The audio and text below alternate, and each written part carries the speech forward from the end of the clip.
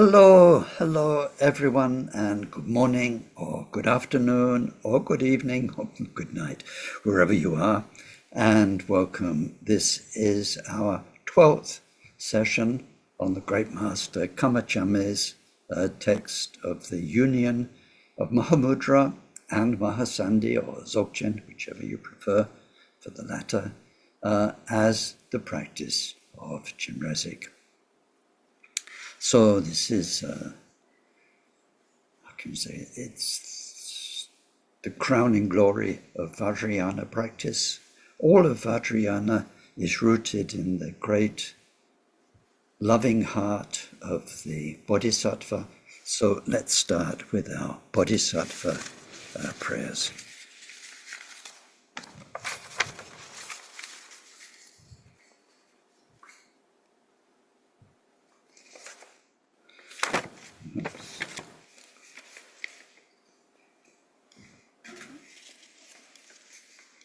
Got a fan blowing all my papers.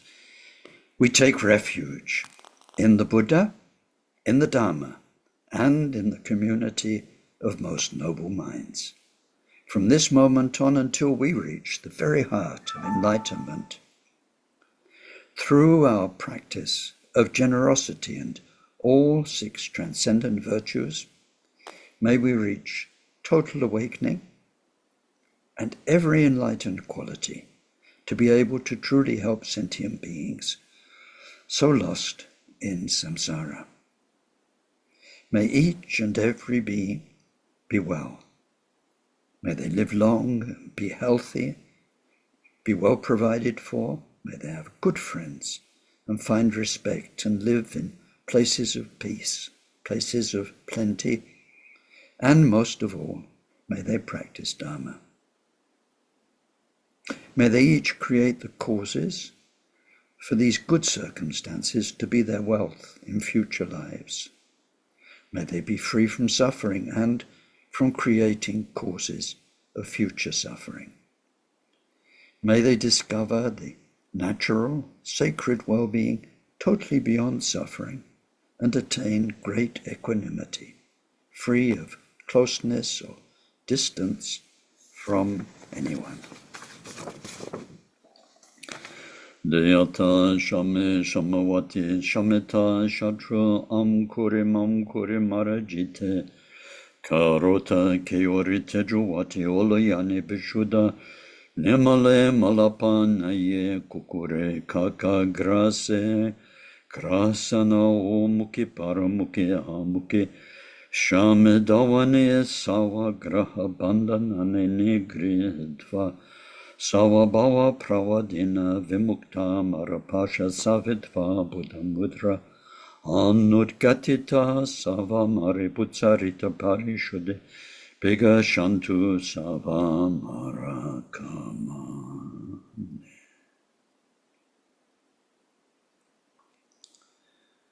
Glorious Guru, source of all blessing, ever present above our head, on lotus and moon seat, through your immense kindness, ever sustain us, that the accomplishments of body, speech, and mind flow from you, and we are one.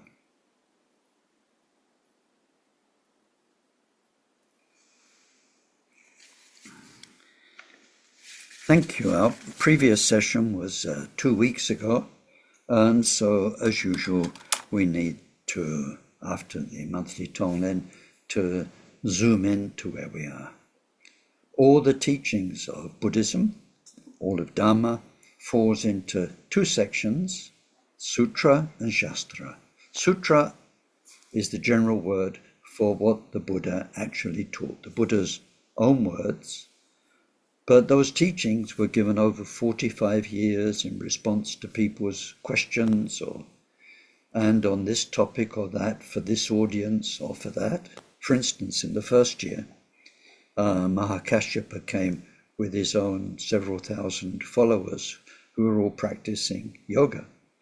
And so that was a very specific group of people who certainly asked specific questions. So anyway, we have what the Buddha taught, and then after the Buddha passed, over the last 2,500 years, great Buddhist masters have collected together from all the Buddha's teachings what he taught about karma and permanence and all the other topics, and presented them very clearly, sometimes focused on one topic, sometimes others.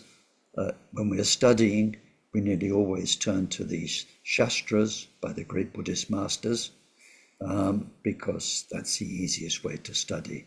If we had to trawl through all the 45 years and 100 volumes of the Buddha's teaching to find what he said on karma or impermanence, it would be very long. That said, in the Buddha's own original words, there is great power and purity and beauty. So amongst the Shastras, then we have the Indian Shastras and we have the Tibetan Shastras, those written up until the 7th century and afterwards until the 12th century in India, and from the 7th century until the present day in Tibet. The text we're studying is a Tibetan Shastra by the 17th century master Karma Chamé. And Karma Chamé, as you know, was himself a master both of Kagyu Mahamudra and Nyingmapa Dzogchen, or Mahasandhi. And he lived, like Milarepa and some other great teachers, the life of a hermit. And he was very strong on the fact that the Chenrezlk practice can be done in a way that embodies Mahamudra very perfectly, and the same with Dzogchen. And he knew, because he was a master of all three, of Chenrezlk practice, of Mahamudra and Dzogchen. It's very valuable. It's incredibly valuable when we get this, like from the third Karmapa, who was himself a recognized master and lineage holder of Dzogchen, and of many other teachings like the Kala Chakra and so on. So when somebody is a master of 2 or more lineages, if they say they're the same, you can believe it. It's very different from somebody saying, oh, it's the same, who doesn't really know because they've not gone to the end of each one. They're hoping they're the same, they're believing they're the same. So anyway, Karma Chamé is pointing us in the direction of simplicity, purity, and perfection. So we've seen his text is in 8 different chapters called 8 songs. First one was about how we need to unclutter our Buddhist practice and get to the point, and get to the real point, where everything can be done through the Chenrezlk practice, and to value that more than anything else. And then we've seen the chapter on chapter 2 about how precious this human life is. And I talked about it when we studied it, but to make it very simple, we are so used to ourselves and our life, and we're so much under the illusion of its lastingness that we don't realize what a rare, precious opportunity this life of ours is. So we're not using it, we're not motivated well enough. We're very still plumbed in to samsara. In the 3rd chapter, which we're just finishing, the 3rd song, then we see how this life is impermanent, and how in this life the power of karma is very, very strong. When you have a precious human existence, you make strong karma, strong negative karma, strong positive karma. This is very interesting, because when we study these deep teachings of Mahamudra or Dzogchen, we realize how everything is not just, how can you say, like an illusion, but this shunyata, or voidness, or Buddha mind, which is the ultimate truth is not something different. Over there, in a paradise, a state of meditation where you can go into boing, ultimate truth, where all the Buddhas are, and then boing, come back here to samsara. The ultimate truth is what? It's the truth of your relative samsara. It's the truth of right now, this moment. It's the clarity and the voidness of each moment of your life. And it will be your life until you become Buddha. And even in Buddha Shakyamuni's last life, his karma was still manifesting. Why was he born to the family he was born into? His karma, nobody else's. Why did he have the wife and child that he had? His karma, nobody else's. Why did he have a pain in the butt cousin who caused him a lot of trouble through his life and who caused a great split in the Sangha? His karma. So we have to get used to the fact that your life is going to be your life, your journey, like nobody else's, and it's going to feel like you and your story all the way up to enlightenment. And the Mahamudra and the Mahasandhi teachings are not about an ultimate truth, which is something to be discovered over there, but the ultimate truth of your relative story. So when it says the union of clarity and voidness, sounds nice, doesn't it? But what is clarity? It's what's manifesting to your mind each moment as your reality, what you see, hear, smell, taste, touch, the emotions and thoughts that come up in your mind. They are very clearly there through mindfulness and awareness, and you realize their true Buddha nature. This is what Mahamudra's all about.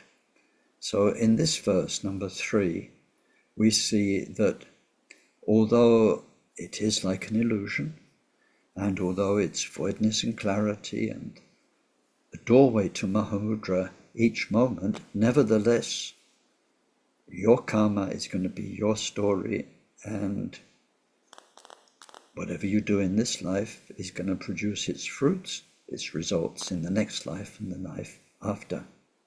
So that's very, very important, to take care of the relative as well as the ultimate, because that's like writing your own. It's amazing. It's like this life is the ability to write the story of your next life. If you're, I don't know, we must have some authors amongst us. So if you've ever written a novel or a story, then you know what it's like to create characters. We can create our next life and future lives not by writing or thinking or hoping or just trying to sort of manifest. That's not good enough. We need to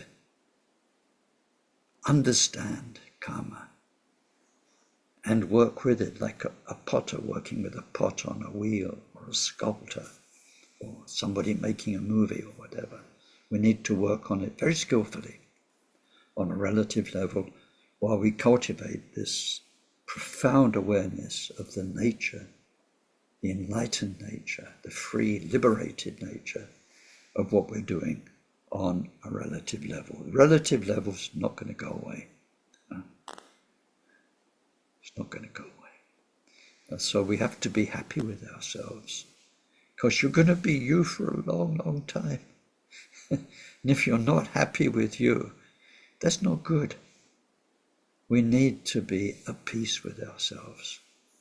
Warts and all, whatever's not so good and that we're working on, well, we need to be happy with that and work on it skillfully. So that's the Karma chapter that we're in just now. We're near the end of it, and Karma Chamé was pointing out, karma is so strange. the last verse we looked at, two siblings in the same family. They're in the same town, the same village, with the same parents, the same influences, yet they can grow up so different in themselves and with very different karma. One gets rich, one gets poor, one gets sick, one gets well, we don't get well, stays well, or whatever. And this is the power of karma, and it's the whole, how can you say, argument of what they call nature and nurture. Not everything is nurture, not everything is because of what happened to us. So we looked at that last time. We looked at the, I think, 4 causes of who we are. I get a bit confused with the different courses, but anyway, we were in that. And so let's carry on with what I think is the next verse. And you tell me if it's not, but the next verse is on page 22. It says, all humans from the beginning of this age until today feared dying, but none ever found a way around it. Not one of them lived beyond their bodily limits. And just count how many people you yourself knew who died already. Some died last year, some this year. And we haven't gone beyond this phenomenon of death in the slightest. So I think that's our next verse. And it's about death. And as we've seen many times, death is not just at the end of it, at the end of life. We're not looking at that. We mean this story finishes. This batch of karma, which we've been going through, me for almost 80 years, is so familiar. You know, my life, Ken's life, this story, with its people and its familiarities and the mind I've developed and all of that, will come to an end. And then, after the in-between lives, there'll be another one with a brand new start, totally different. So in the previous verses, we looked at what it might be in the 6 realms, not according to our karma. And that life will start off and will become familiar and will have its familiar other sentient beings. Then it will come to an end. This goes on and on and on. And it can involve a lot of pain and frustration. So what Karma Chamé is saying is, not even the Buddha. You know, Buddha died.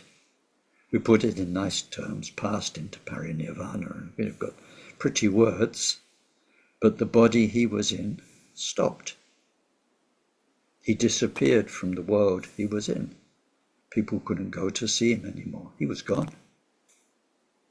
And all the great masters, the ones I've known, so many, have died. 16th come up. So wonderful. Died.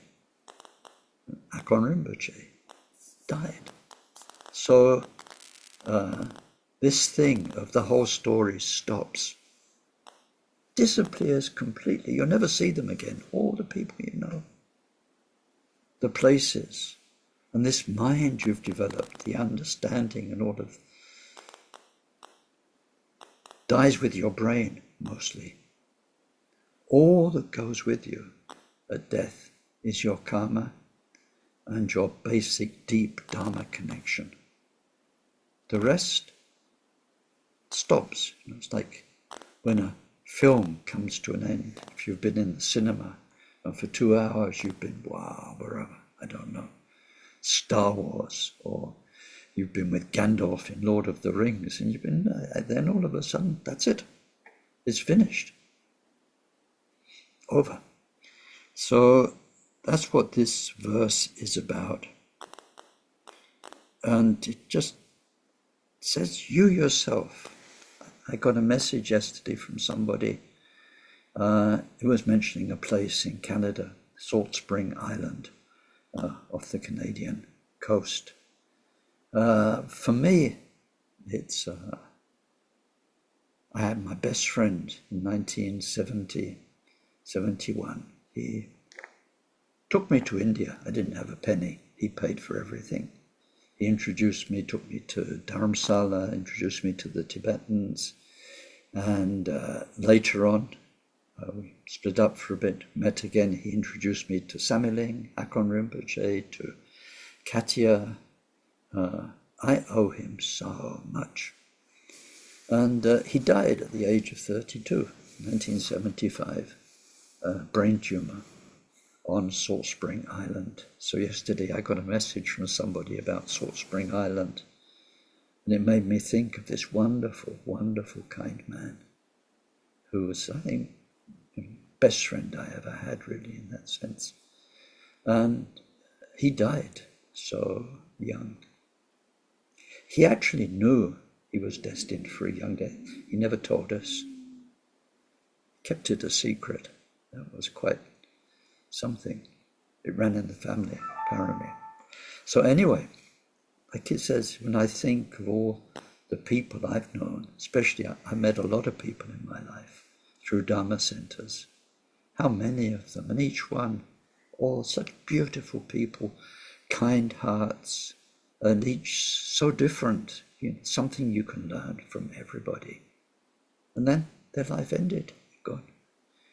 They're gone. So like it says in here, this year, just a week or two ago, very good friend of 50 years almost, Phil, he died and lived near Samiling. And he says some died this year, some died last year. And just think how many.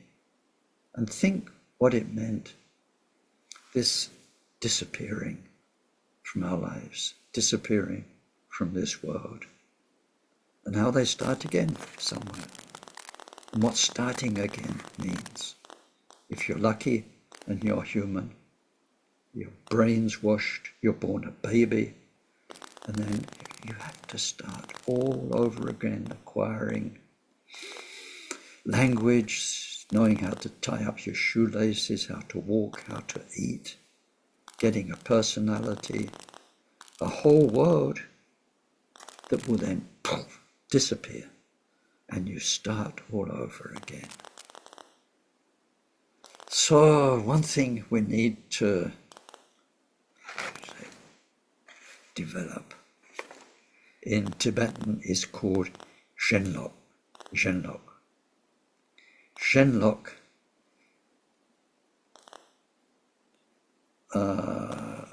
as Tibetan language met the modern world, is also the word for car sickness. Where you just have to stop the car and get out because you need to vomit by the side of the road. Chenrezlk means sick and fed up. I see. There's lots of crackling on the audio. I'm not sure what I can do. Put your hand up. A lot of people got crackling? Yeah. Oh dear.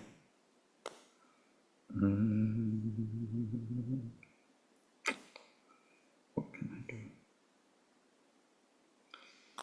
If I don't move my body and don't say anything for the next couple of seconds, is it crackling still?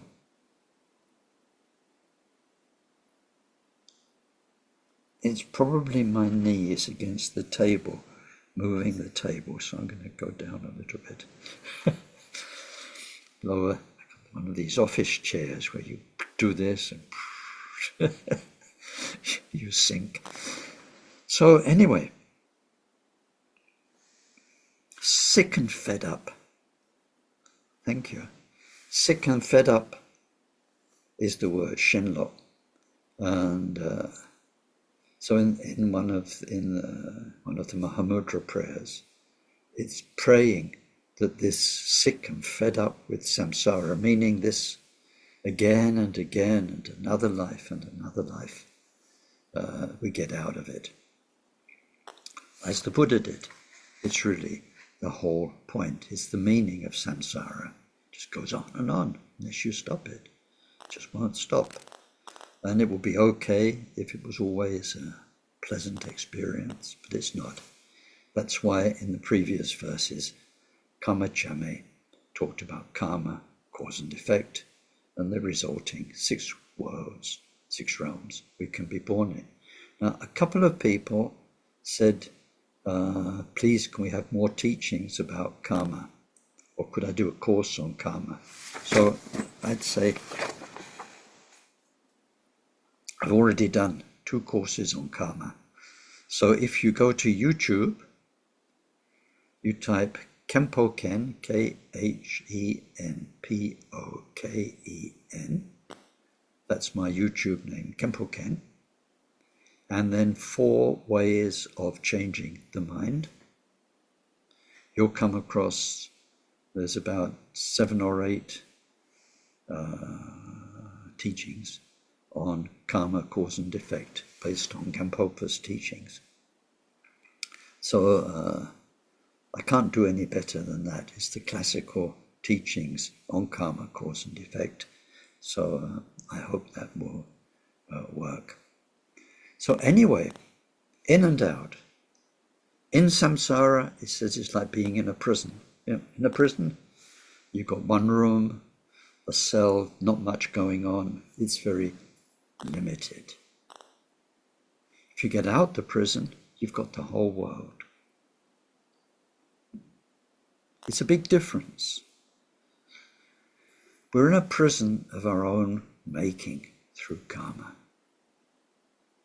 And we can only get out of it by ourselves, by unmaking our mind. Nobody can change your mind.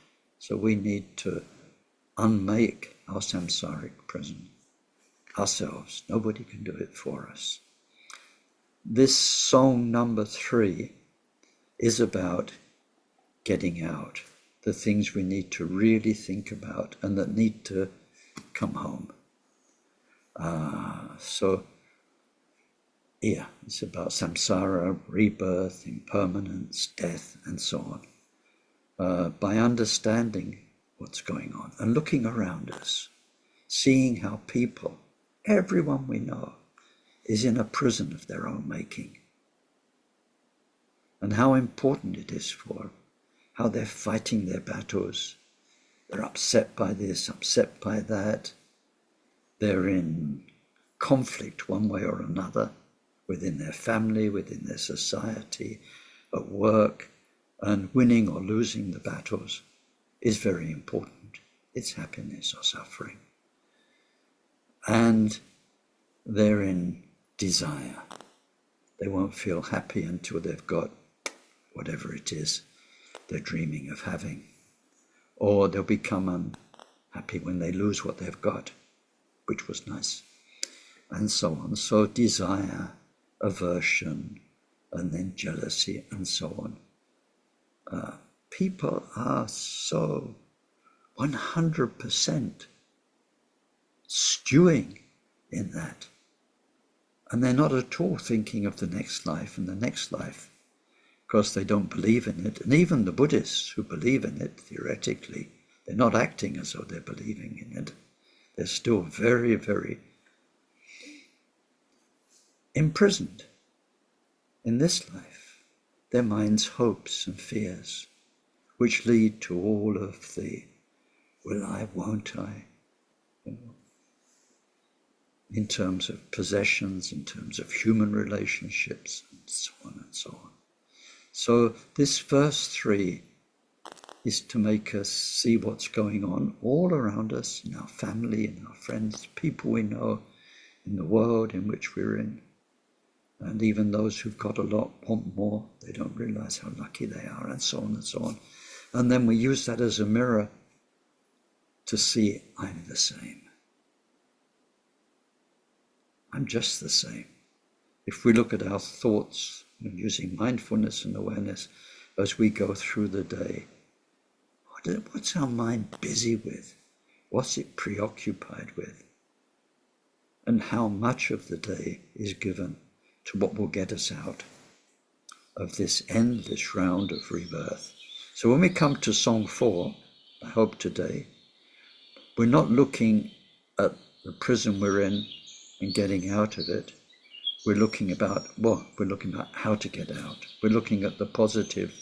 What can we do in terms of Dharma practice? So then to finish off this verse, let me give you, what have I done with it? Yeah. The Tibetan, this verse I just explained briefly. I think it's here. No. Here. Not. Okay.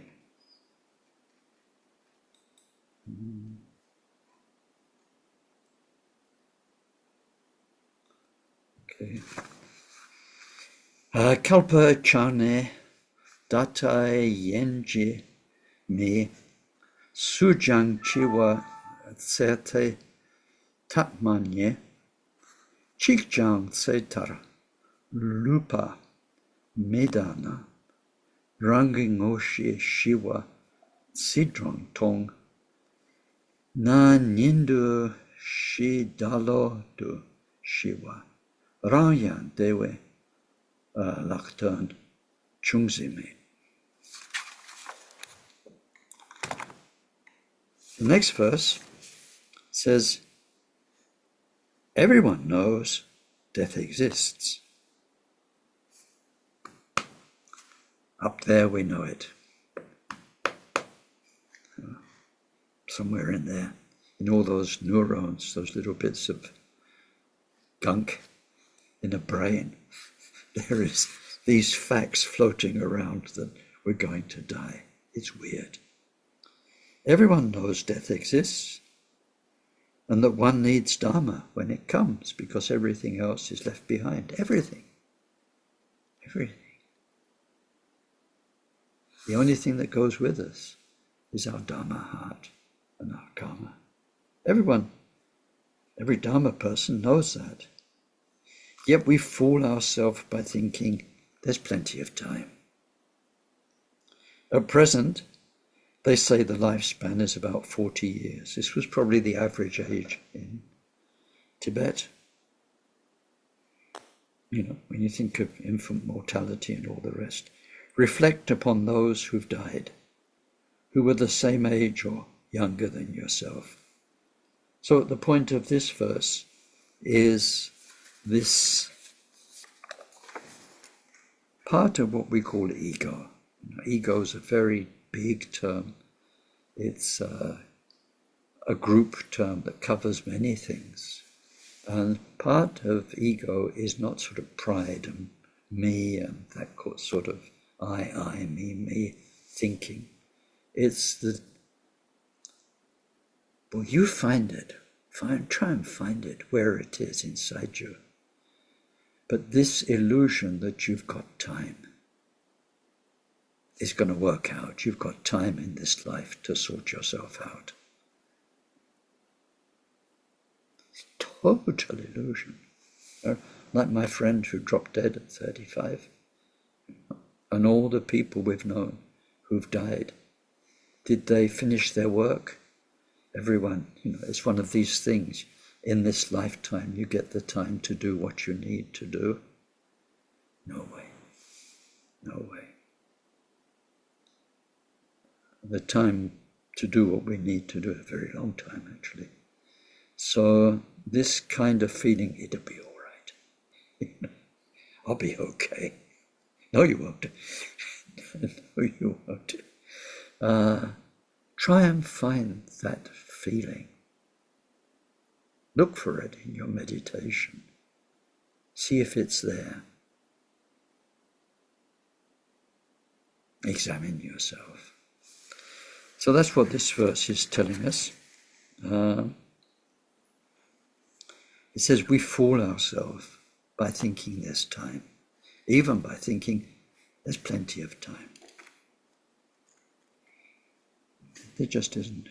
So, Shiwa Shejang, Dedu Churkowa, Kunji Shejang, Longya Sampe Lu, Densang, Tse Shipchu,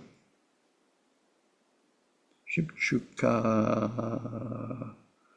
Raosong, Rang Dang, Nan Yam Rangwe, Shampime, Dushila, Tromla, Samlotong.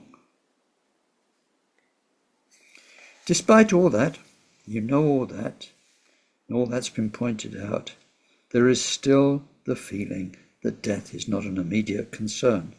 So our time is spent fighting enemies and looking after those we love.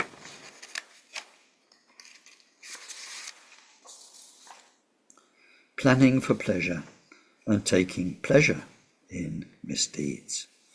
But the Lord of Death comes before anyone's dreams are fulfilled, as oneself is no different from others in this respect. There is a need to practice the Buddha Dharma. Tetsu Jangni Daro Michisam Dradul Nyenjong Dukshi Diggache Samtok Maso Kongnam Shibdakcher Rangyang De Dangdrowi Tamche Z. Next verse says the method for bearing Dharma in mind, entering the Dharma path, abiding on it, and reaching its finest end is the profound practice of heartfelt recollection of death. Recollection here means being mindful of a death. If you don't take the thought of death to heart, your Dharma practice will simply become self-aggrandizement and seeking a following. The wise, profound advice is to contemplate death in the very depths of your heart 3 times every single day. So Karma Chamé says it, all the Karmapas say it, all the great Buddhist teachings say it. We don't like the sound of it, and we must understand it. Bearing death in mind. We have, or humans have, let's say. Humans have a natural state of denial about their mortality.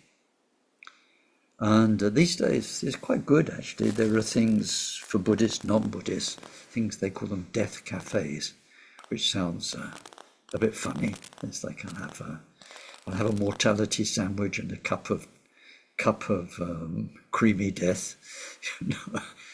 But these death cafes where people meet to talk about death, or people who've been bereaved, and so on. And they're very good things. There's much more awareness of death. And what people find, Buddhists who contemplate death and who take it to heart, and people who go to death cafes, is that rather than it being a gloomy, morbid, kind of sordid thing, it's beautiful because it wakes you up to the preciousness of life.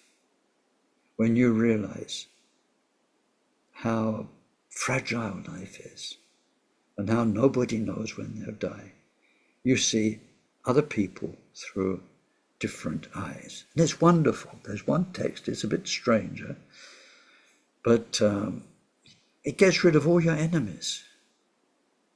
Why bother fighting anybody? Mortality is going to bump them off for you. And, if you're fighting somebody, what's the worst thing you can do to them? Kill them. Well, impermanence is going to knock them off anyway, so they're gone. I mean, they're going to be bumped off. Why bother fighting them? That's a kind of, how can you say? It's a glib, I can't find the right adjective. It's in a Dharma text, but it puts it that way. Why bother fighting people? Impermanence is going to kill them all for you anyway. Job's taken care of. You've taken out a contract on everybody, basically, all your enemies. But then the other way to look at it is with great compassion. Now, those people you're fighting, sometimes you want harm to come to them. Look at how many people I see on social media hate Trump. They want harm to come to him and so on. They'd like him to die. They're wishing ill on them. It's become so pathetic. People are fighting over trivia, and that's their precious human existence gone. When you look back at the people who've disappeared from your life, who you're in conflict with about this or that, and who won, who didn't won. It's so pathetic. And you feel just great compassion. People are wasting their precious lives over property, over status, over jobs, over who gets what boyfriend or girlfriend or whatever. So sad. So when we take death to heart, it opens up our heart. It makes us realize how precious every second, every hour, every day is, and how with all the people we meet, rather than fighting them or lusting after them or whatever, all we really want to do is awaken their heart to their true nature, help them to live a wiser life in terms of Dharma. So all the great teachers have said this, and like we find inside ourselves through practice, this feeling of, it'll be all right, I've got the time, then we can find inside ourselves this valuing, a knowledge of our own mortality. And for those who've had them, remembering the wake-up calls when you were carried off in an ambulance or when you collapsed or whatever happened, those things, people call them wake-up calls. After when you've woken up, you're back to sleep. It is the nature of waking up.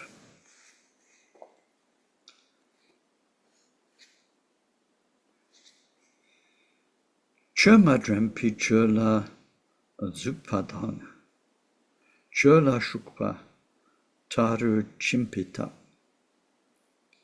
chiwa nyingne drempa, zapchuye, galte chiwa nyingla mazena damchu chejang, chetap rimdrogol, deche chiwa nyere lensumdu, nyingla zerwara drempa zapchuso. So it's saying at least 3 times a day, stop and remember your impermanence. Think deeply about death, your impermanence, everybody else's impermanence, and the need to practice Dharma. And what he's talking about here is particularly relevant to advanced Dharma practitioners, those who have followers, and he's saying be careful, because Dharma can become a whole industry. You'll have followers, you'll give teachings and this and that. I said, but through all of that, you can get lost in all the busyness and business of Dharma and forget the vital work you need to do on yourself.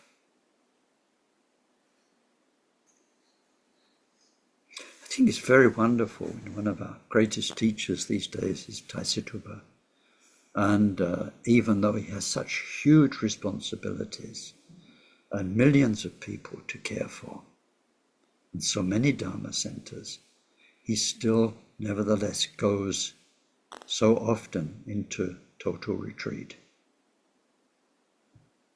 And there's some masters I met, they think, I can't go into retreat. All these people depend on me. But one of the best ways to inspire the people who depend on you is to go into retreat. Set the example. And then it says, this was the third song on impermanence and karma, cause and effect. Mitapa dan jumdre sampilute sumpao. So in a way, we've finished this third chapter. I don't suppose, even if I spent another couple of sessions on it, it will go in more than it's going to go in. That's your job. So even though I get the feeling that, oh, how much I'd like you all to shine and wake up and say, yes, this is it. What it says in there is so true, and from now on my whole life is changed. It's not going to happen. So you can only change at your own speed, but I hope something came across through this chapter that makes you want to get out of this prison that you've made for yourself and find the beautiful landscapes and wide open spaces of the infinite world of mind that's out there beyond your karmic prison. So now we go on to song number 4. And song number 4 is called the Song of the Meditation Session. So this now is about practice. This chapter is about the practice. And it starts with M-A, M-A. It's actually A-Ma. But it sounds like M-A. It's not E-M, A. It's A-Ma, right? Doesn't matter. It means fantastic, how wonderful, like whoopee, yippee, because now we've got to, okay, all that so far, first 3 chapters, is really about understanding the need to get out. Now we come to what we're going to do, how we're going to get out, how we're going to practice. Mahamudra, Mahasandhi as Chenrezlk. Emma, wonderful. So the meditations of the main practice, because this is now what's called the main practice. In Tibetan, that's Ngöshi. Ngöshi is the real deal, the real thing, the actual practice, the main practice. What we did in the first 3 practice is called Ngöndro, a word many of you know. It's what needs to happen first, what you need to know first, what you need to practice first. Preliminaries, foundations. So now we're on to Ngöshi. The meditations of the Ngöshi, main practice, consist of 2 things. Something to be understood and something to be practiced. First, gain understanding of the various things to be understood. Then, practice the topics of the meditation sessions as much as you can. So this first verse is pointing to what? It's pointing to a harmonious and integrated use of all of our facilities. Before we do practice, there is so much we need to know. We can't just rush into it and do it, get the practice instructions and do it. We need to know why we're doing it, what's the purpose. We need the information, how to do it properly, the traps not to fall into, the right way, the best way to do it. There's always a need to know, which underpins the whole practice we're going to do. And if it's not there, then your practice goes wrong. It can go very wrong. It can be manipulated by your ego. It can bring up energies and realities inside you don't want. So there's always, with practice, you need to know this first. And it needs to go in. And it needs to stay with you, underpinning the practice all the time. There's a need to know, something to be understood. And then there's the actual practice instructions, which we need to get straight and clear, and then do it as much as we can. And it's the practice that changes everything. But first, we do need to know. And what we'll find in this chapter is we need to know about a refuge, about bodhicitta, and how refuge and bodhicitta, and then also guru samaya, how these are what I'm thinking of these days when they send people up into space. The people are in a capsule, the one that comes back down to Earth. But to get them up there, you need a first stage, huge rocket full of fuel. Then you need a second stage, rocket full of fuel. And then all of that gets them up into the right place. And if you've just got the little bit, the capsule that they're in, all by itself, that's never going to get up there. Right? So if you want to be up there in Mahamudra with Karmapa and Taisitupa and Gampopa and Milarepa, then refuge, rocket stage 1, needs to be there. Bodhicitta, rocket stage 2, needs to be there behind your Mahamudra practice. And then rocket stage 3, Samaya, profound sacred connection, needs to be there. When we actually do the practice, which can be simple, it's about the breath and your mind and all those things.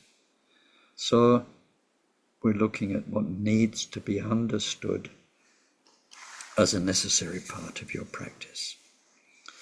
That first verse is Emma Myoshi Mikpe Kodila Koju Redam Komju Sosoryu Dampo Goju Ditso Gowar Long Dene Gomju Miktun Chinugom. There's nothing more to be said about that first verse. He's just saying this chapter's in 2 parts. What you need to know, and then how to visualize in this particular way. So in what we need to know, the first thing is refuge. You see, why is this? Why is this? It's not a formality. And we're not talking about the formality of having taken refuge in a refuge ceremony. It's not about whether you've taken refuge, whether you've gone into a temple and gone through the ceremony, got a nice name, and protection cord, and now you're a Buddhist, and you're Buddhist like me. My name's Sultim Jamso, like Khenpo. Same. We used to have a good laugh. He said, "You're Ken Sultim Jamso, I'm Khenpo Sultim Jamso." So we had the same name. That's there. Just like the Bodhisattva, we need to have taken the Bodhisattva vow formally. In fact, there are 2 aspects to Bodhisattva vow. aspiration, practice vow, 2 different vows. We need to have taken them, technically. But this isn't about that. And we need to have received empowerment, the samaya with the lineage and the teacher, the connection. This isn't about that as a formal thing. It's about you.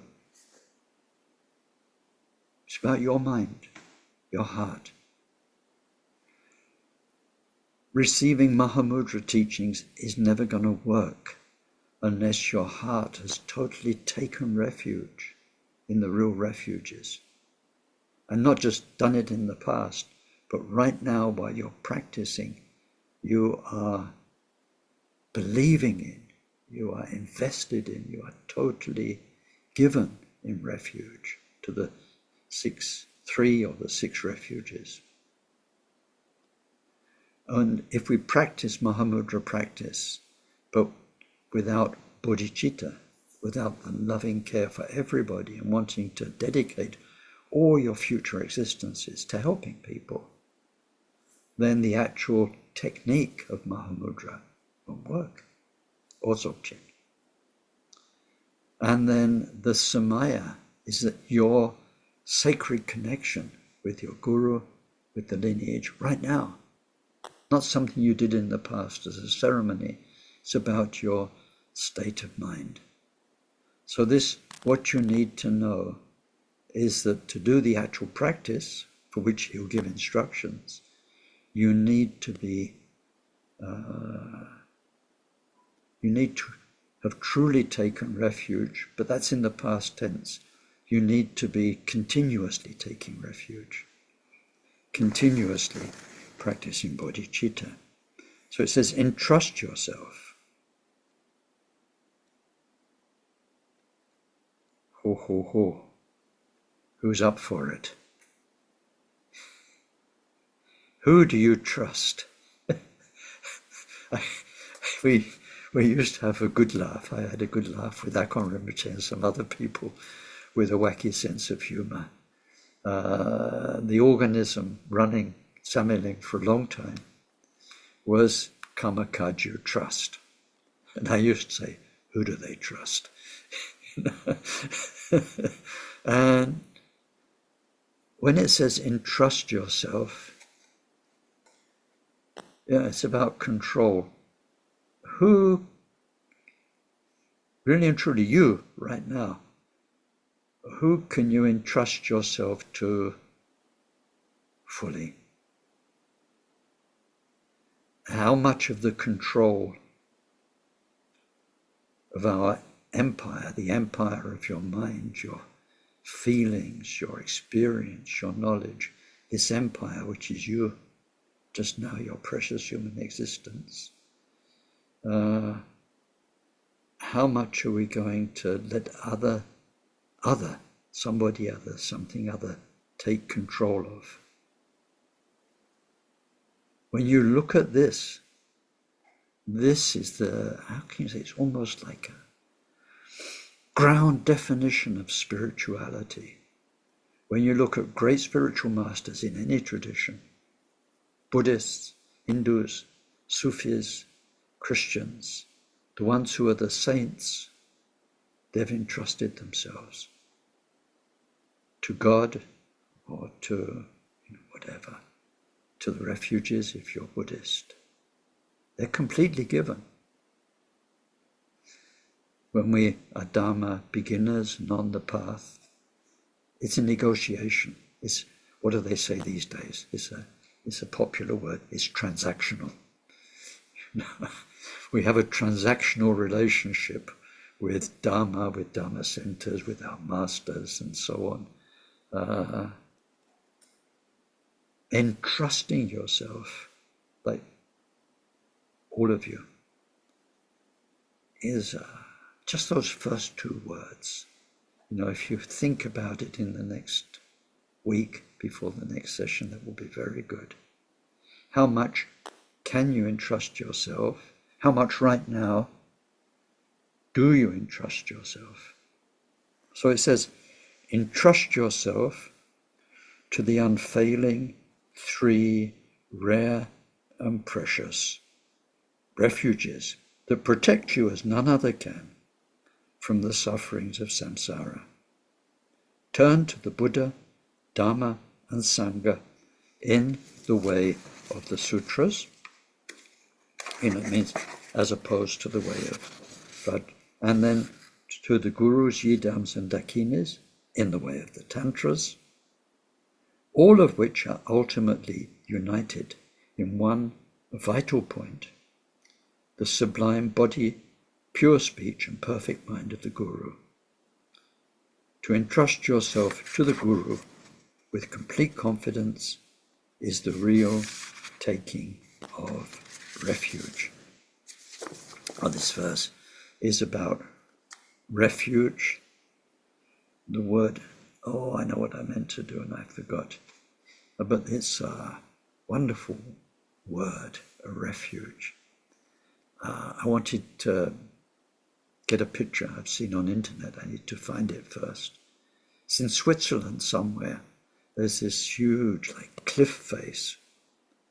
And halfway up the cliff face is a little hut kind of nailed to the cliff face in case the weather suddenly turns and the climbers, who are on a rope, they can go into this little hut and they're safe. I mean, that's a spectacular one because it's a huge mountainside and that's the only safe place. There are other mountain refuges which are a bit less spectacular, but they're so nice. If they're well maintained, you've got a mountain that can become really deathly or horrible, cold, misty, you can't see a thing, you've got nowhere to shelter. You go through the door of a refuge, it's warm, there's firewood, there's cans of food on the shelf. It's nice in there. I mean, these little mountain refuges, they're quite sort of cozy and cuddly. They're simplistic, but they've got a bed, and you can meet other travelers in there too, who are hiding, and you open the door and there's the snow and the wind and the mist, and you don't want to go out there. It's horrible. And the refuge is just so different.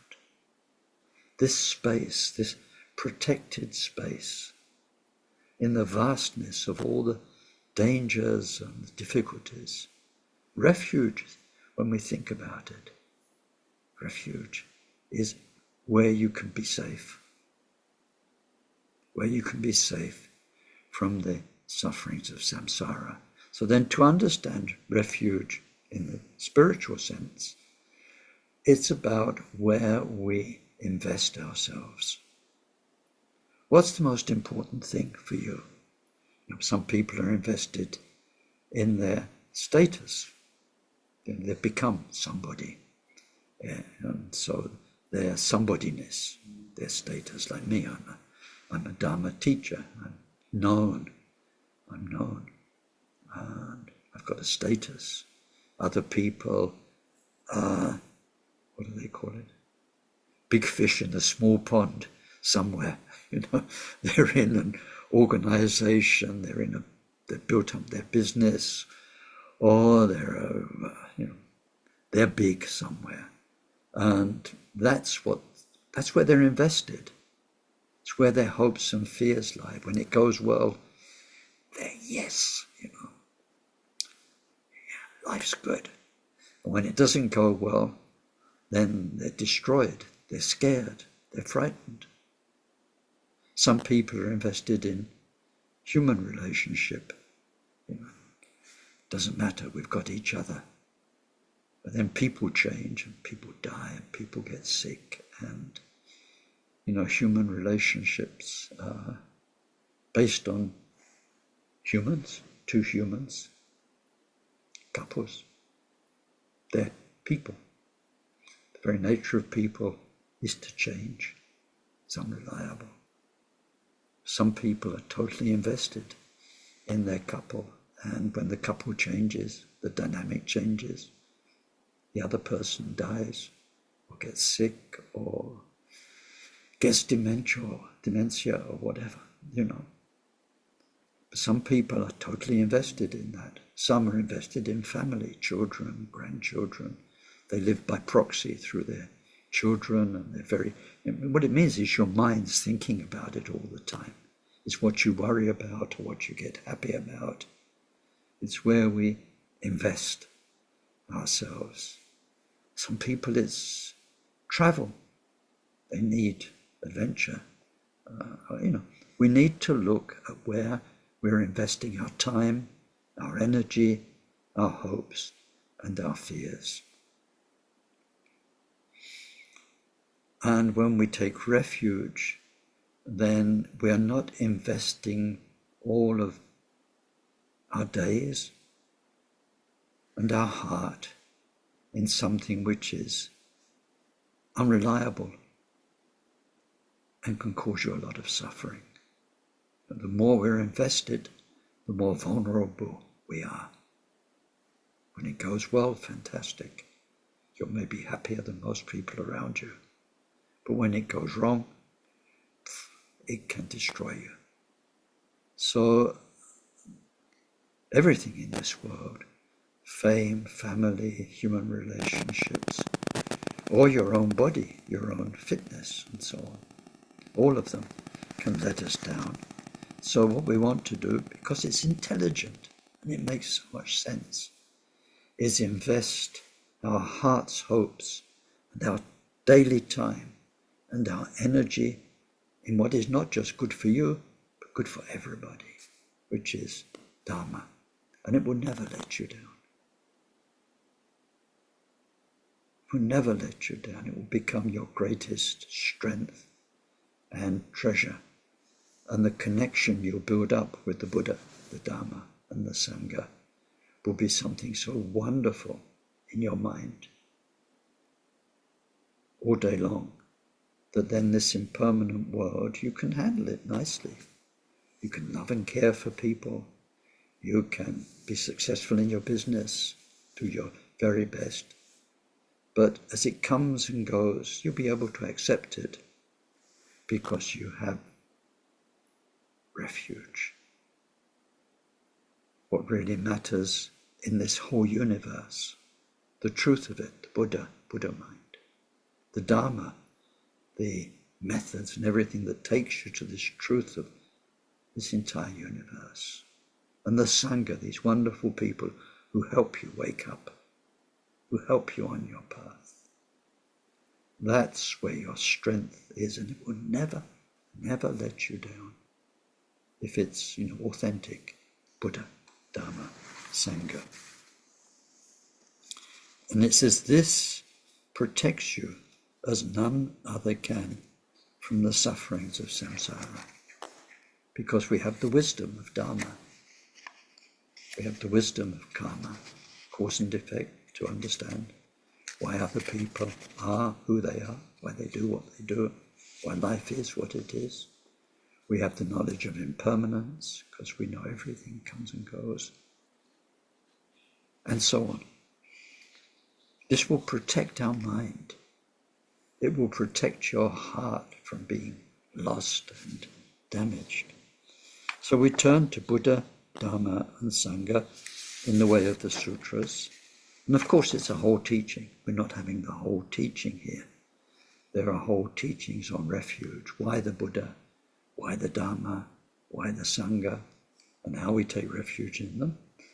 But then also the gurus, the yidams, and the dakinis, and protectors, in the way of the tantras. So maybe you don't know quite so much about those as the Buddha, Dharma, Sangha refuges. So, very brief explanation. Buddha was wonderful. If just the presence of Buddha is what transformed people's lives. Afterwards, his teachings and how to become like him, the practice was secondary. They met Buddha and they realized what a human mind can be, a human. And they wanted to be like that.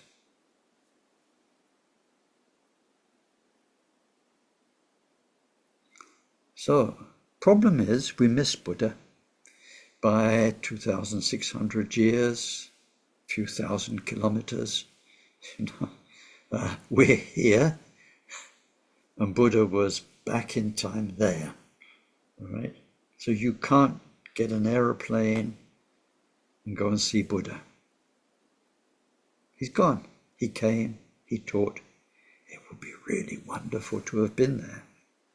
Maybe some of us were there. Maybe we were a flea on a dog that attended the Buddha's teaching or something like that. Maybe we were there.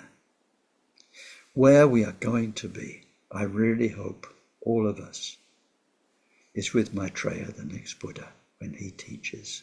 I hope through what we're doing here, and what you'll all do on your own Dharma journey, Mahamudra, Mahasandhi, all the rest, that we'll be there. And maybe we'll have reached a state of clear memory. We can say, do you remember on planet Earth when you were Ken and I was that? Yeah, come a long way. Oh, yeah.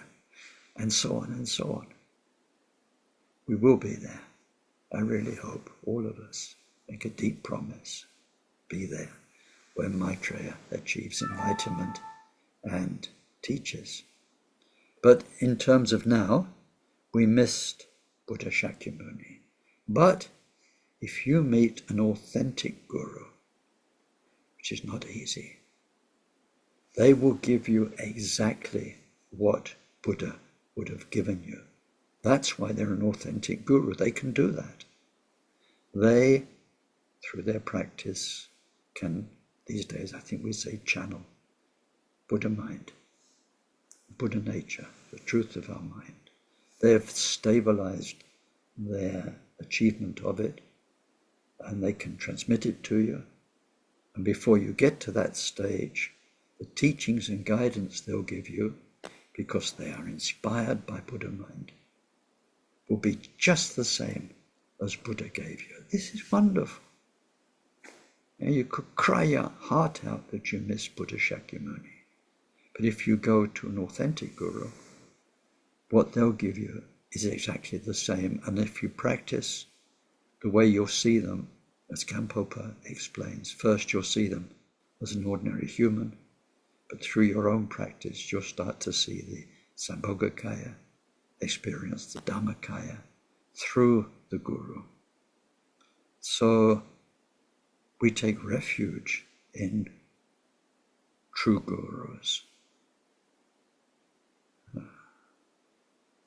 The problem is there are a lot of non-authentic Gurus, but if you can find your way through all of that to an authentic Guru, then it's the same as being with the Buddha. So we take a very, very grateful refuge in them, because they are alive now in this world, and they can be in our lives. The Dharma is, they say, the 84,000 key sections of Dhamma. That's a lot. And compared to you, most of you, I know a lot of Dharma, but what I know is just a fraction of it. There's no way we can assimilate all of Dharma, all the Buddha's teachings, all the sutras and the shastras, to work out which is best for us. Because Dharma isn't the same for everybody. It's different teachings for different people. What's good for one person is not good for another person. So we need a Dharma path. There's no way we can learn and understand all of the Dharma teachings to work out for ourselves. So when your Guru gives you a Yidam practice, in that Yidam practice, and in this text we're receiving Chenrezlk as a Yidam, there's everything you'll need to liberate your mind. Isn't that wonderful? It's out of all the 84,000 dharmas and all those hundreds and hundreds of books worth of teachings, which are all about real practices, thousands of practices. A good teacher will give you a practice, show you how to do it, and that's all you need to free your own mind. So, of all the Dharma, the Yidam practice is a great treasure, and it's our second Vajrayana refuge. And then the Sangha, there are all sorts of Sangha, but in particular, once we are practicing Vajrayana, there are the Dakas, Dakinis, protectors of all different sorts. And the Sangha is called our companions on the path. They help us and they protect us. They stop us from going wrong with their advice. With the Dakas and Dakinis and protectors, we have inner mechanisms inside our mind that flash the red lights when we're going wrong and that stop us from making the mistakes which are not helpful for us or for anybody else. Setting up these inner mechanisms whereby in our mind we have the Dakinis and the Dakas whispering the truth to us, and the power of the protectors stopping us from damaging ourselves and others. This is the most precious Sangha. It's not about other sentient beings out there that you see from time to time.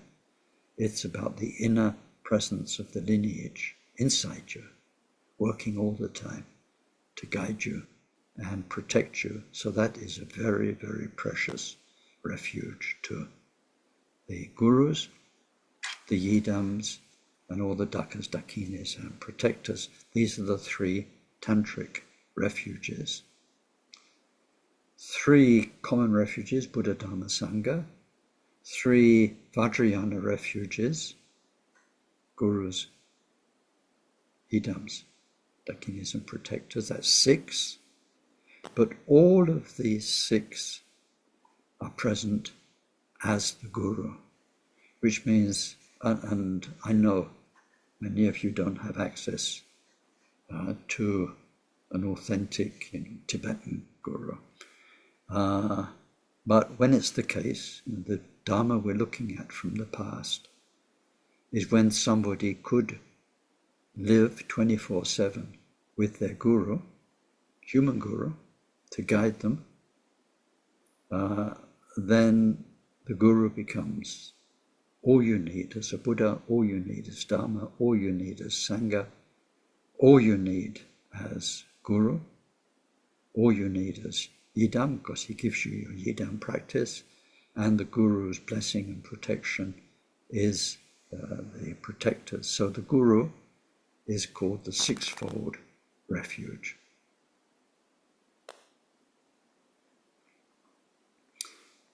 If your mind and your heart is good, even if you can't go and get teachings from Karmapa or Taisitupa or one of these great masters, if you are open and really take refuge in them, then there will be an invisible connection and guidance. That's why we need to go back to the first 2 words. Entrust yourself. How much can we entrust ourselves?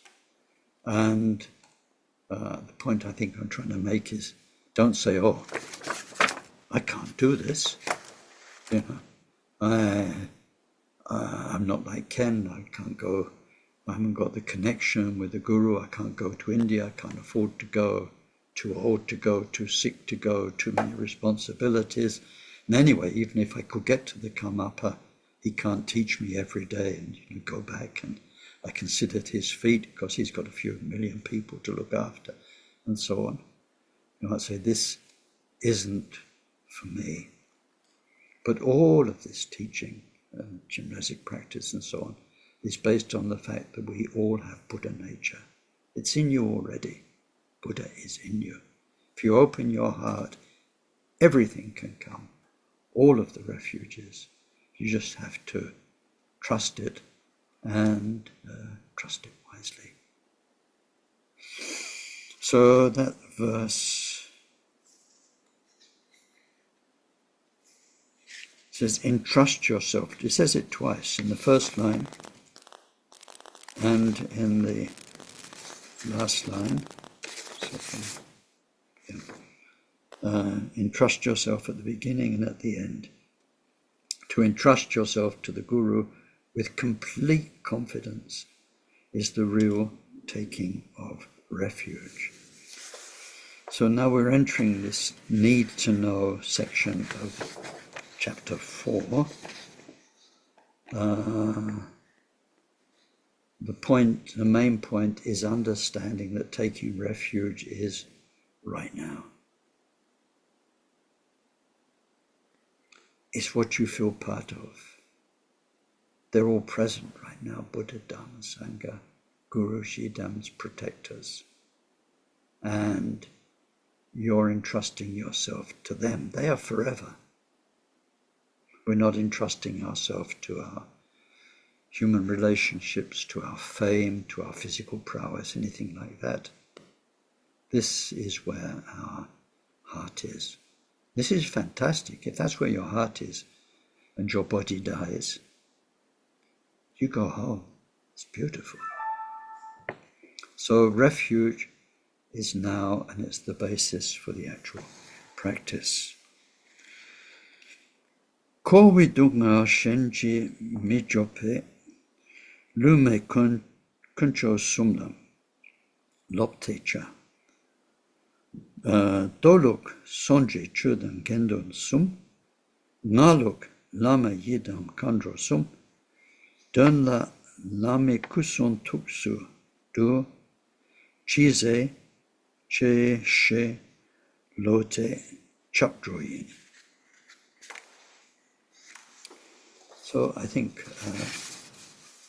we need to stop there for today. We've started this section 4, and I'm starting to lose my voice. So good time to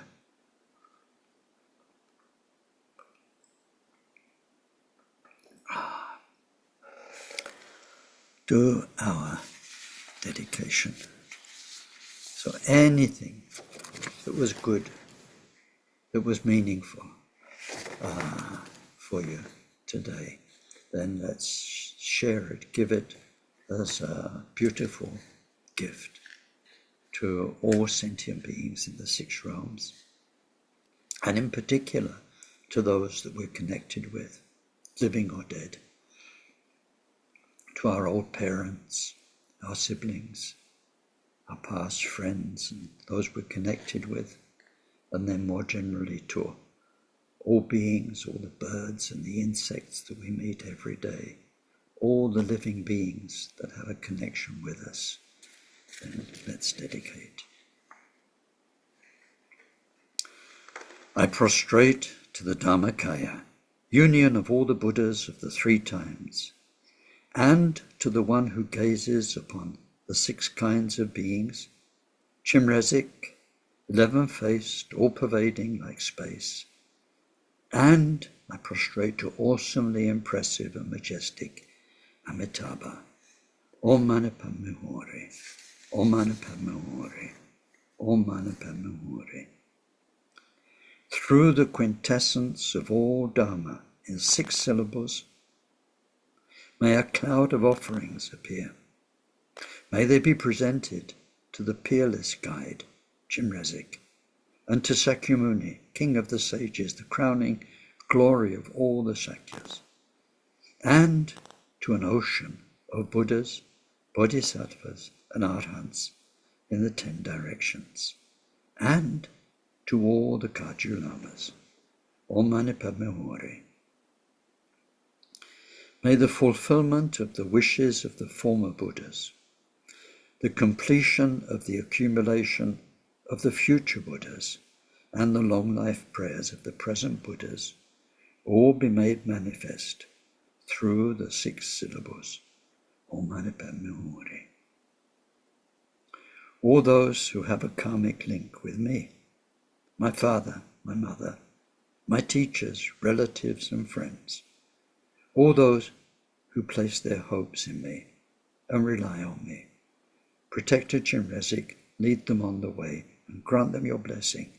They may be reborn in Dewa Chen. Om Mani Padme Huri. All those who've been my benefactors and asked me not to forget them, and all the kind benefactors I promised never to forget. Protector Chenrezlk, lead them on the way. Grant them your blessing. They may be reborn in Dewa Chen. Om Mani Padme Huri. All the dead for whom lamas have been asked to say prayers, all those who passed away from this life, of whose possessions I received a share. Protector Chenrezlk, lead them on the way and grant them your blessing. They may be reborn in Dewa Chen. Om Mani Padme Huri. All the artisans who make Dharma goods, such as representations of the body, speech and mind of all the Buddhas, and those whose livelihood involves the belongings of lamas or the Sangha, or ransom obtained through selling sacred images, or from good folks offering out of faith. Protector Chenrezlk, lead them on the way and grant them your blessing. They may be reborn in Dewa Chen. Om Mani Padme Huri. The dead I've heard about or seen with my own eyes, and all those in the 3 dimensions of conditioned existence who passed away. Protector Chenrezlk, lead them on the way and grant them your blessing. They may be reborn in Dewa Chen. Om Mani Padme Huri. All those who've been murdered, who died of starvation, who perished on high mountain passes, or were drowned, or those who wander in the bardo, accompanied by so much sin, no virtue. Protector Chenrezlk, lead them on the way. Grant them your blessing. They may be reborn in Dewa Chen. Om Mani Padme Huri.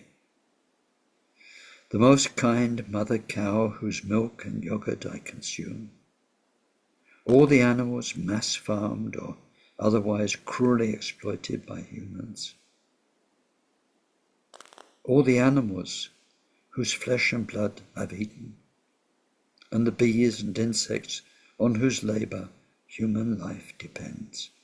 Protector Chenrezlk, lead them on the way and grant them your blessing. They may be reborn in Dewa Chen. Om Mani Padme Huri. All the pack animals overburdened with loads they can hardly bear, those beasts who are beaten or ridden, those who wouldn't budge and had their noses pierced for pulling with a rope, plough animals also, all the beasts I've exploited in past lives, wherever they're now reborn. Protector Chenrezlk, lead them on the way and grant them your blessing. They may be reborn in Dewa Chen. Om Mani Padme Huri. Those who've committed the 10 unvirtuous actions and the 5 immeasurable sins of no reprieve, or the 5 sins almost as great, all those with such bad karma. Protector Chenrezlk, lead them on the way and grant them your blessing. They may be reborn in Dewa Chen. Om Mani Padme Huri. Those in the hells, craving spirits, animals, jealous semi-gods, gods and men, all sentient beings in the 3 dimensions of conditioned existence. Protector Chenrezlk, lead them on the way and grant them your blessing. They may be reborn in Dewa Chen. Om Mani Padme Huri. All those who live in the 4 elements of earth, water, fire and wind, whether in bodily form or formless, small or large, Protector Chenrezlk, lead them on the way and grant them your blessing. They may be reborn in Dewa Chen. Om Mani Padme Huri. Rulers, monsters, and citizens steeped in corruption, bad people who are shameless, deceitful, and hypocritical, those with ill will in their hearts. Protector Chenrezlk, lead them on the way and grant them your blessing. They may be reborn in Dewa Chen. Om Mani Padme Hum. Infinite as all the cosmic systems in the 10 directions, all beings, as difficult to reckon as the unfathomed deeps. Protector Chenrezlk, lead them on the way and grant them your blessing. They may be reborn in Dewa Chen. Om Mani Padme Hum. Beings who live in each province of this world, or anywhere on similar planets under their suns, Protector Chenrezlk, lead them on the way. Grant them your blessing. They may be reborn in Dewa Chen. Om Mani Padme Hum. Om Mani Padme Hum. Om Mani Padme Hum. Om Mani Padme Hum. Om Mani Padme Hum. Om Mani Padme Hum. Om Mani Padme Hum.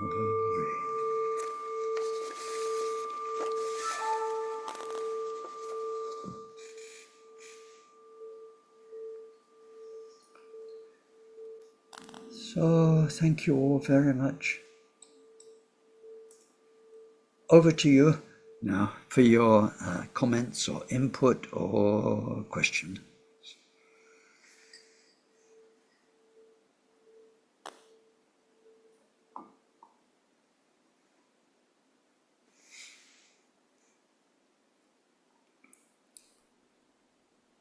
Okay.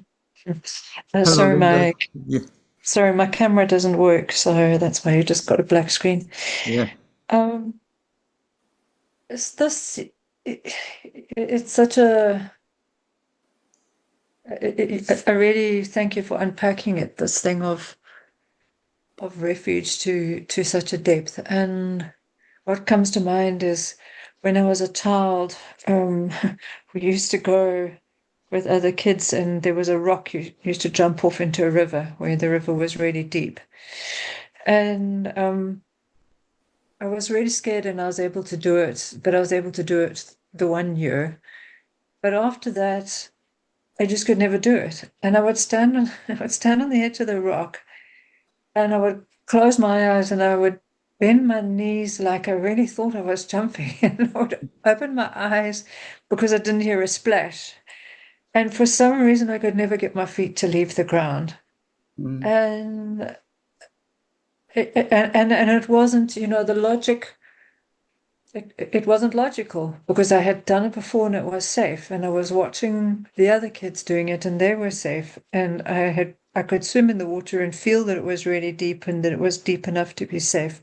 But there was something that just kept me on the ground.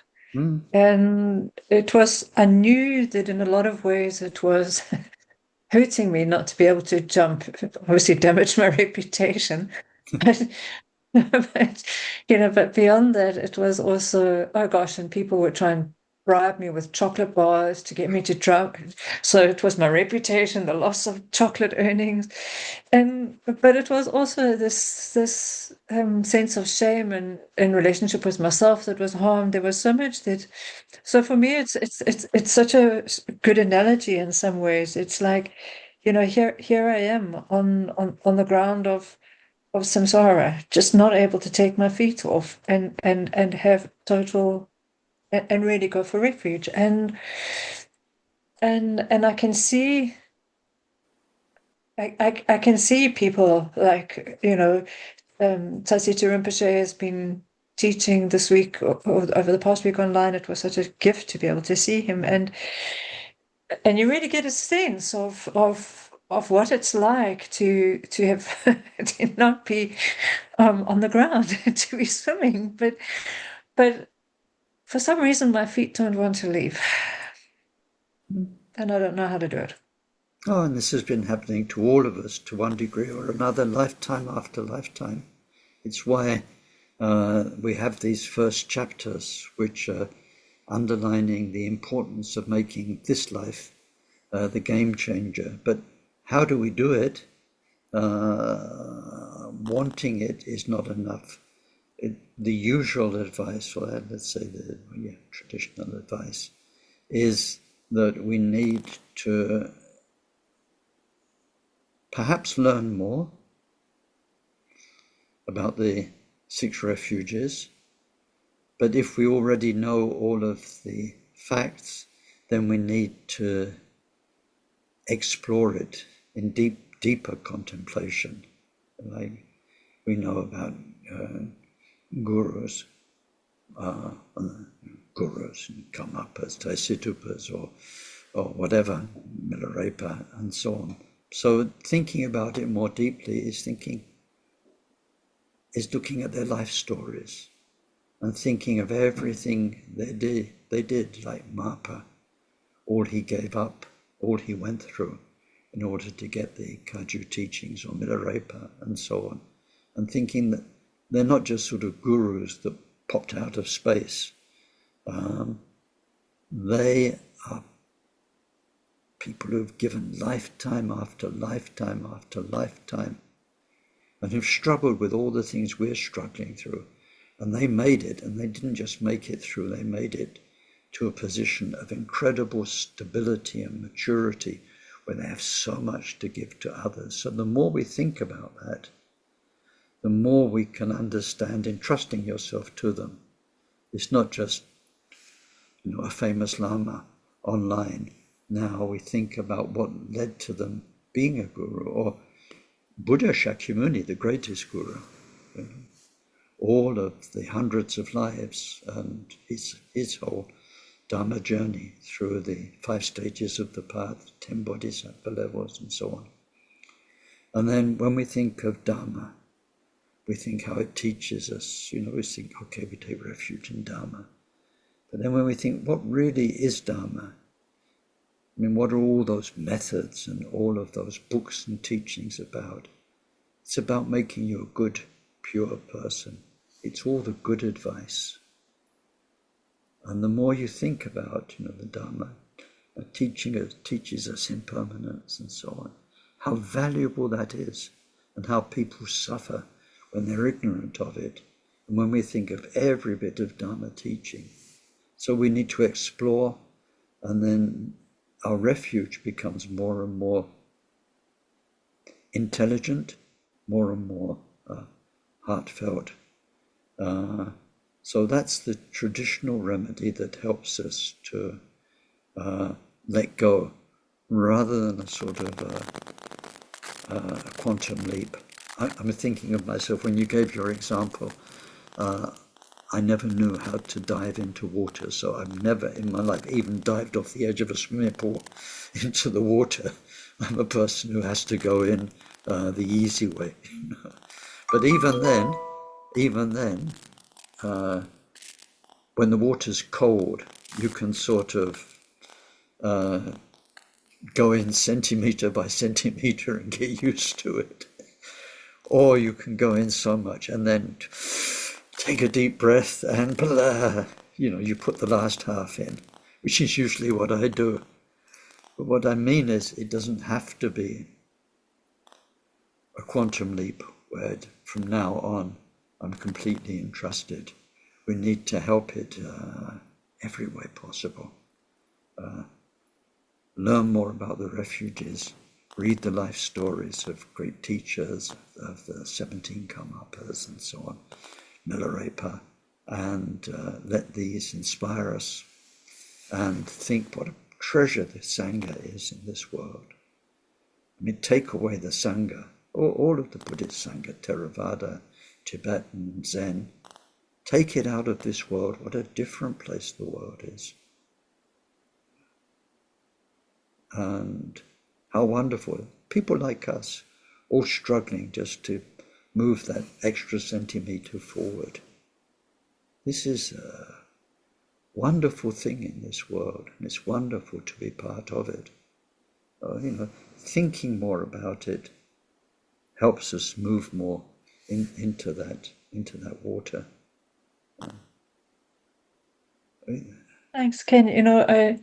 Because some further thoughts that came to mind is that I do spend a fair amount of time contemplating death, and there's a space that I hold for other people to do that, and I've been getting quite active in that space again recently. But sometimes that can also feel like like the image that came to mind was of the world of the Twin Towers when on 9/11, when people flung themselves out the windows, and it was just there was just such a sense of terror and inescapability that they were able to leap, because they knew there was nothing there for them, but it wasn't necessarily a safe leap in it. So sometimes, in a way, I find it's not quite. I don't know if it's a perfect analogy, but there's sometimes the contemplation of death can also bring up really strong terror, which is a different kind of motivation. And another thing that came to mind just in this reflection with you, thank you very much for allowing me to reflect on it, was one of I've been doing a Safe in the Sea program with some of the youth. And there's one of them who started swimming last year in the coldest part of winter, and he'd never swum in the sea before.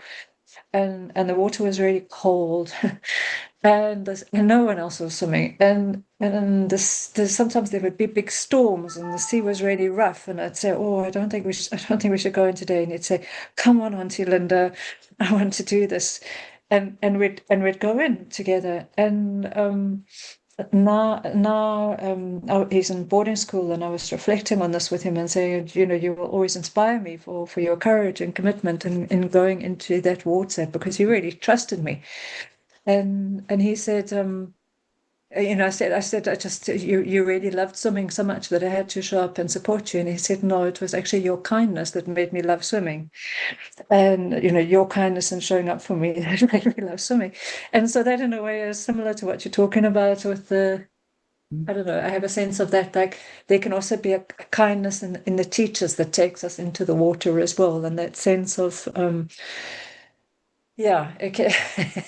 The Yeah, storms are there, but there's that connection. And I think that's why also, like when you're saying to reflect on all of it, the importance of Sangha, and it's all part of it. It's not just jumping off a rock into a river. It's a Yeah, I get what you're saying about the life stories and the Sangha and all of that. Thank you. you're welcome. And thanks for sharing your own experience. And just here, because I'm at the seaside, we have a creek, it's called a canok, and there the kids jump off the top of the cliff into the water. But it's a narrow gorge of water. There's a little island and there's the mainland, and it's when the sea surges in as a wave, so they have to wait till the big wave, before they have to time their jump. And that's scary, because sometimes in the past, when it's low tide and there's not much of a wave, there's some people have jumped and hit the bottom, and damaged themselves. And that's quite spectacular. Actually, somebody made a movie about that too.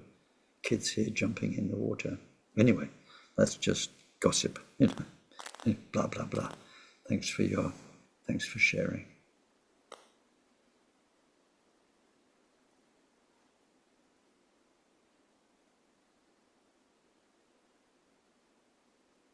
There's a very funny Mr. Bean sequence on YouTube too, where he goes to the top of a diving board in the public swimming baths to impress everybody, and when he gets to the edge, it's just like you described in the second year.